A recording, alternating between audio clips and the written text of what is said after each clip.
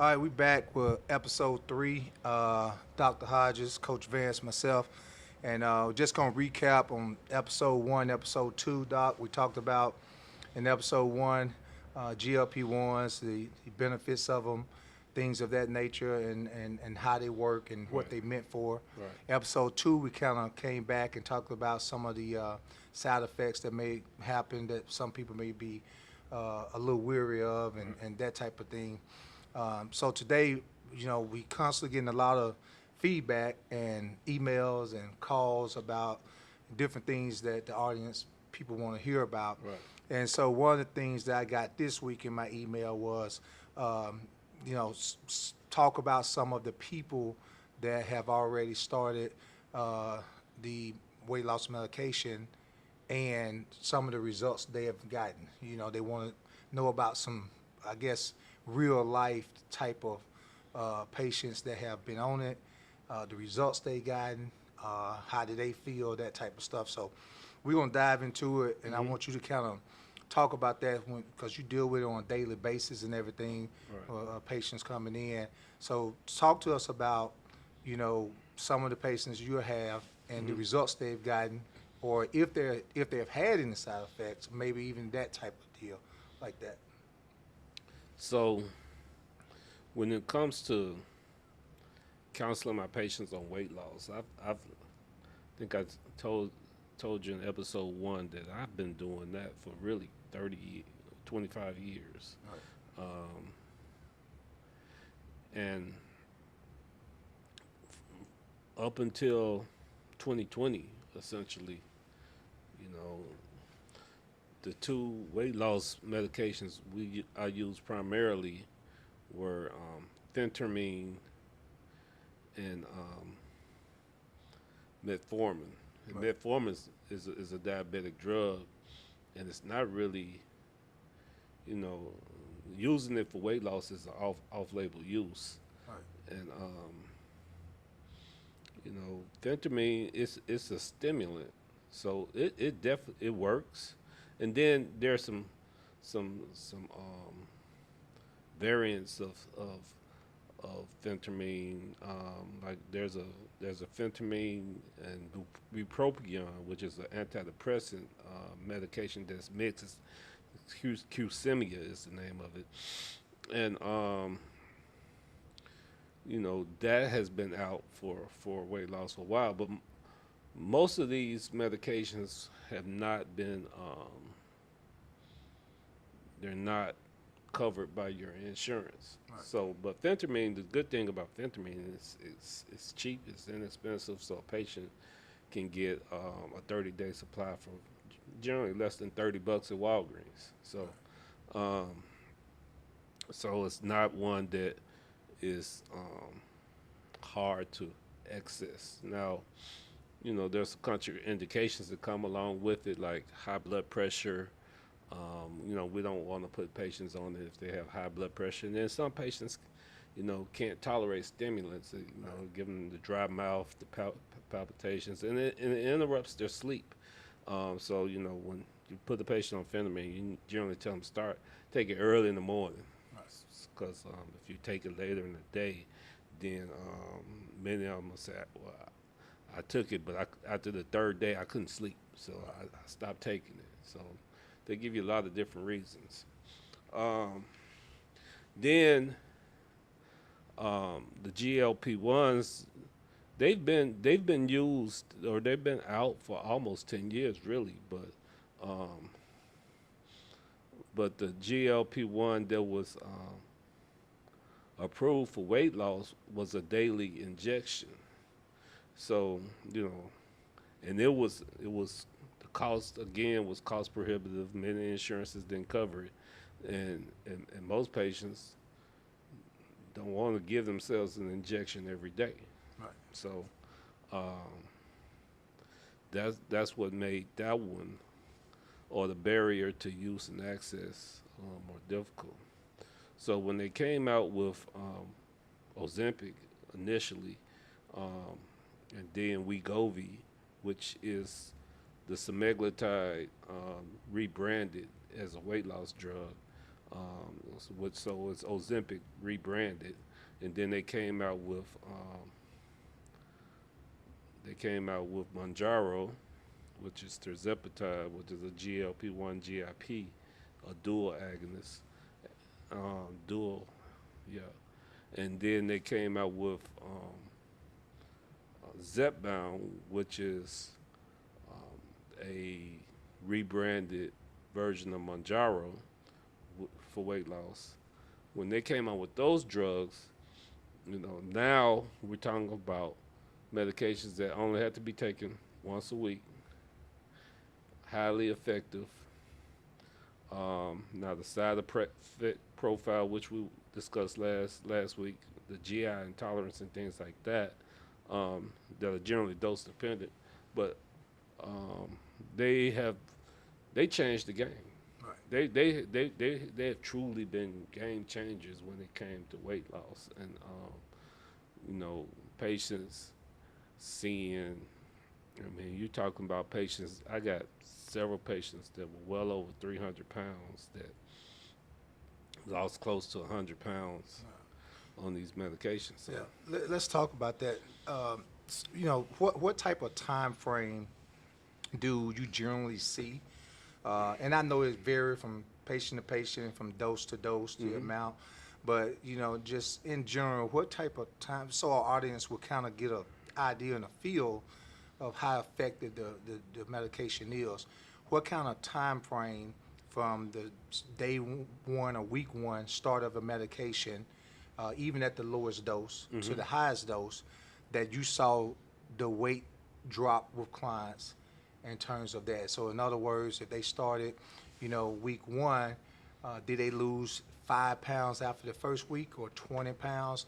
What's kind of that average number you're seeing in the weight loss of these clients? Because that's something a lot of people have asked me in terms of the effectiveness of the medication. Hey, how quick can I lose the weight, or how effective it is? So, talk on that a little bit in terms of the weight loss and the time frame they drop weight. Right. So, weight loss with the initiation of the medication can be quite dramatic. So, I've had several patients in that first week lost, 8 to 10 pounds. Wow. It's like, so when they see that, they, this is automatically, okay, this works. Right. Right. You talk about somebody who's probably struggled with losing weight their entire life. You give them a shot and say, okay, come back and see me next week, and let's see where you at.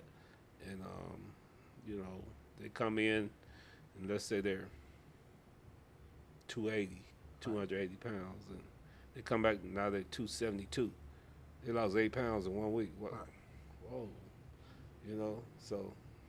so I always tell them, look, those first 8 pounds are pretty easy. Right.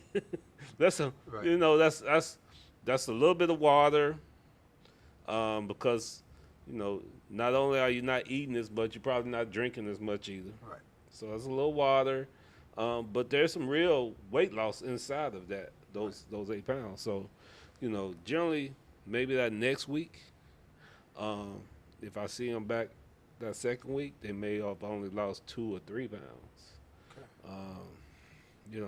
So for those who are on, let's say, the prescribed, they're not on a compounded GLP-1, they're on a prescribed GLP-1 that,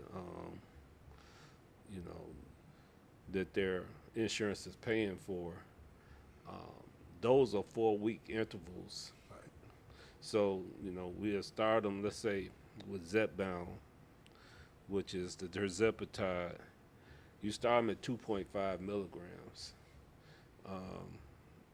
And so in general, we see those patients back in a month. So within that month, they may lose 10. I've seen them lose 20 pounds, but, on average, somewhere between 8 to 10 pounds in that first month. Gotcha. So as we spoke at on our last pod, And I said I'm always looking for the lowest effective dose for us to see the goals that we're attempting to achieve. Which, like we said, for a GLP-1 that's for weight loss, you want to see the scale change. Right. So I'll keep them at that 2.5 for another month. Now, what I tell patients, and I have this long conversation, because often what happens is because they saw that dramatic weight loss, they're ready to go up on that. Right. Well, if I lost 8 pounds with the 2.5, give me the 5, Right. because I'll lose 10 pounds or 12 pounds with that. Right. Slow down. Let's just you did well at the 2.5. Let's keep you at the 2.5. Now sometimes in some insurances will only pay for the 2.5 one time, and then they want you to go up to 5, whether it worked or not. So I have to work with the insurance company, the payer as well. So if the insurance company mandates that I go up, even though I saw that the 2.5 was effective, then that's what I do. Right. But if they don't mandate it, I'll keep the patient at 2.5. I have a few patients that have been on 2.5 for 4 to 6 months and have seen weight loss month over month. Right. So I have a few patients that I don't have to go up on, but generally, I will have to go up on the medication after the second or third month. So I'll go from 2.5 to 5, and as long as I'm seeing, let's say, between 4 and 6 pounds of weight loss per month, one, I'm happy. Two, the patient generally is reasonably happy. They're satisfied. Like I said, sometimes patients want to see it come off faster. But Well, let me ask you this. faster ain't always better. Right. If you go up, do their costs go up? So if they jump from 2.5 to 5, do they have to pay more in terms of the medication, the cost of it, or the cost is the same for them regardless of the dosage? So, I'm gonna answer a couple different ways. Okay, so let's say the company Eli Lilly, they have a program called Lilly Direct, where let's say your insurance doesn't cover the medication. Right.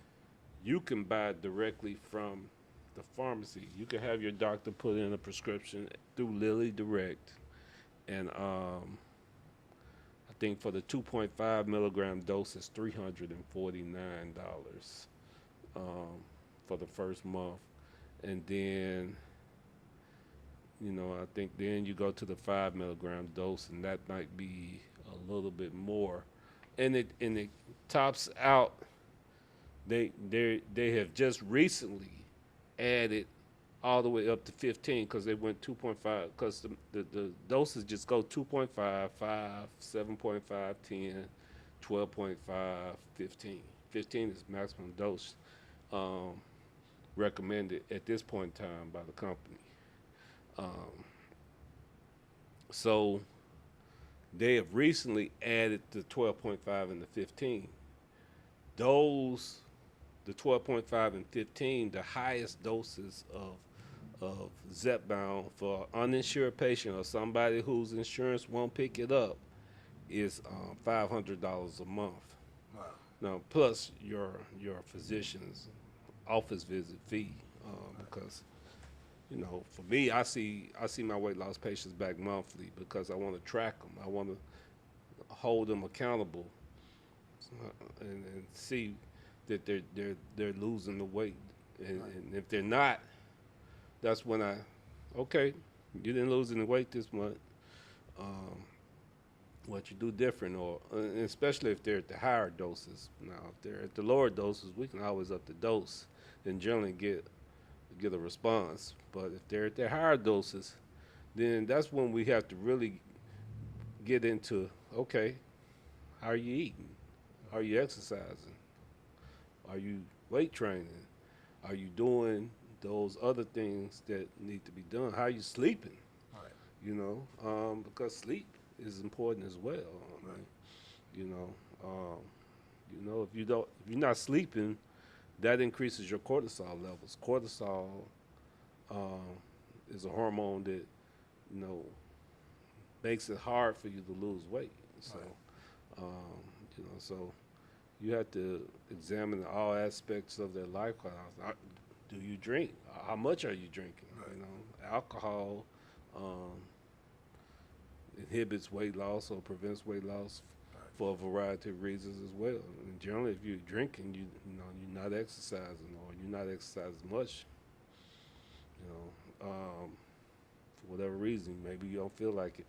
You know what I'm saying? It's hard to get in a full day's work, some exercise, and alcohol consumption, and get good sleep.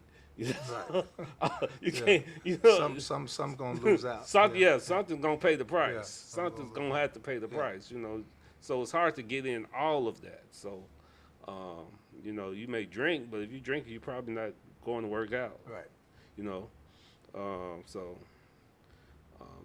Or you not, maybe you had the day off, so you Right. get to sleep in, but like I said, it's hard to put in all of those things and have a well-balanced day. Right. So those are things you have to look at and kind of examine in a patient who you're seeing, who's not reaping the benefits or not seeing it progress. So have you experienced that? Have you had any of your patients that been on a dosage, didn't really drop the weight, and you had to kind of look into what they was doing?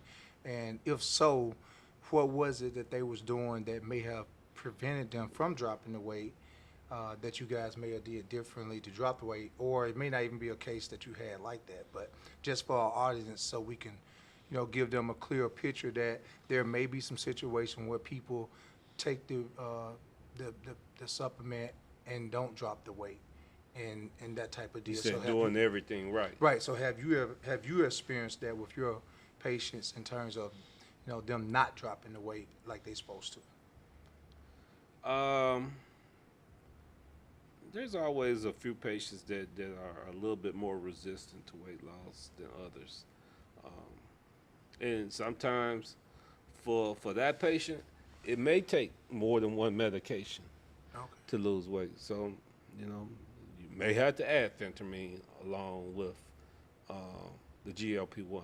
And if they don't have a contraindication to taking phentermine, using those two medications together, generally you can see some effective weight loss. So they're definitely, just like a patient that maybe is not responding on one blood pressure medication. Right. Sometimes you got to attack it from a couple of different receptors. So, Gotcha. so sometimes you have to attack weight loss the same way from a couple of different receptors, and you can to get the effective change. Now, there's one thing. There's a study that recently came out stating that like women who were on hormone replacement therapy lost 20% more weight Wow. than women who were not on hormone replacement therapy. So is this with the GLP-1s? With the GLP-1. Okay. So you can put the hormones with the GLP-1s and produce a 20% greater weight loss result. Absolutely. Right. So and that's for men as well. Many of my men patients, especially let's say over the age of 45, also have symptoms of low testosterone levels. Right. So what I do with them is I add testosterone therapy quite often along with the GLP-1. So for women, it's generally estrogen, but estrogen is the predominant hormone in women, but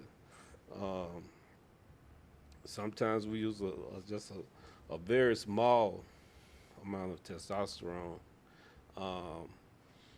which is an off-label use for women, but they do see some pretty dramatic benefits.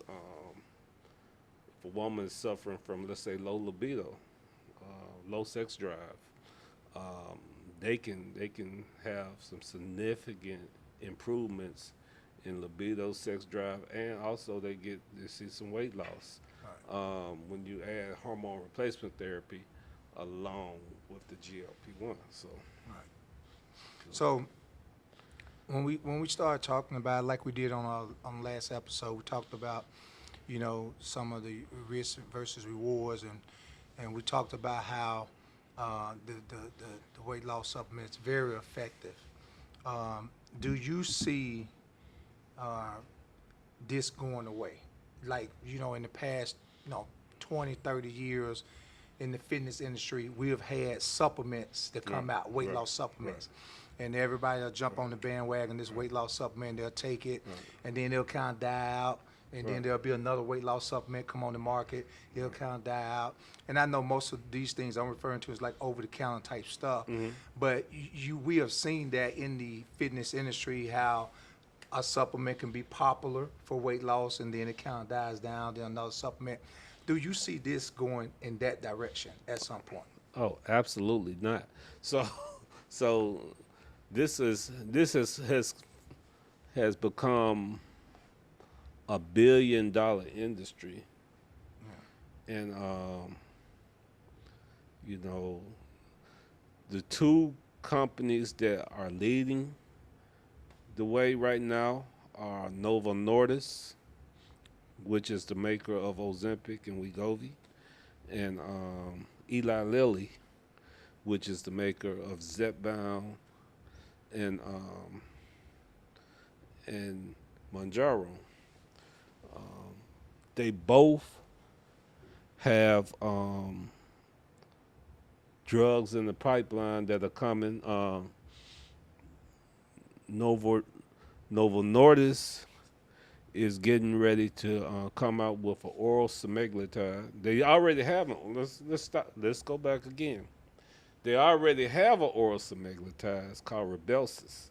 Now, Rybelsus is a drug that's indicated for diabetics, and they have done studies with Rybelsus to see if it will cause weight loss, and yes, it will. Generally at a higher dose than what's given for diabetics to get A1C control, but Novo Nordisk is coming out with an oral semaglutide, and Eli Lilly, I do believe they have an oral drug in the pipeline, and then they have another drug that's coming out in the pipeline that's another GLP-1 GIP, like a second generation tirzepatide. It's called retatrutide or something like that. So with the ones that's coming out, what's kind of the driving force behind those? If we have ones on the market that already work, that's been very effective. The other drugs that's coming out, are they going to be deemed to be more effective, or is it going to be to treat something in additional to the weight loss? Well, so those are excellent questions. One of the things you gotta understand is that these drugs have a limited time where they are exclusively produced by that drug maker before they become generic. Gotcha. So they always are going to look for ways to. There always going to be a drug in the pipeline that they're trying to look for that's better, Right. because that's going to replace in their marketing. That's going to replace the drug that they know that's going to become a generic. Yeah. So, remember when Viagra was only drug that only Pfizer could make Viagra. Now Viagra is generic. You don't hear Pfizer pushing Viagra anymore. Right. You know what I'm saying? Right. Because you can get a generic form of Viagra. Right. So which is cheaper and all that type of right, stuff. Yeah. it's the same drug, but it's cheaper. So they are kind of planning for that. Exactly. As these drugs now, as they become even more popular and effective, they become more generic where pretty much everybody can get their hands on them. They want the next step to come along to say, hey, these are other ones. Absolutely. And a funny story, funny thing on that is that, like in Canada, semaglutide or Ozempic is going to be generic, I think, like next year, come 2026, because Novo Nordisk failed to fill out like a $100 permit or something that would have protected them for another year or another like few years. Right. They didn't do it.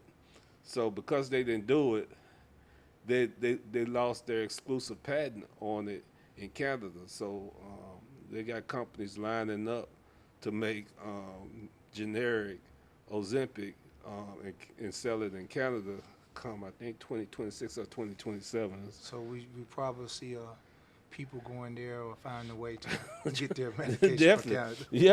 Yeah. They will. And it'll be cheaper. It'll be cheaper. It'll be cheaper. So, Right. so I can understand the logic behind the companies having something else in the pipeline coming through because, once they're able to, get the medication from Canada or whatever, and it's cheaper, the companies, they would definitely lose from a monetary They lose standpoint market share. here. Yeah. Yeah. So I can see that happening. So right now, Eli Lilly and Novo Nordisk, they own the market. Right. But they're almost every major pharmaceutical company is looking for their version Of that. of Ozempic and tirzepatide. And the newer drugs, they're looking for, they're combining them with medications that either one, build muscle, or two, spare muscle loss. So they're looking for weight loss drugs that target fat cells more efficiently and effectively, and tend not to target the muscle, or tend not to influence the body to burn muscle. So Gotcha. they look for muscle preserving drugs. Gotcha. Okay.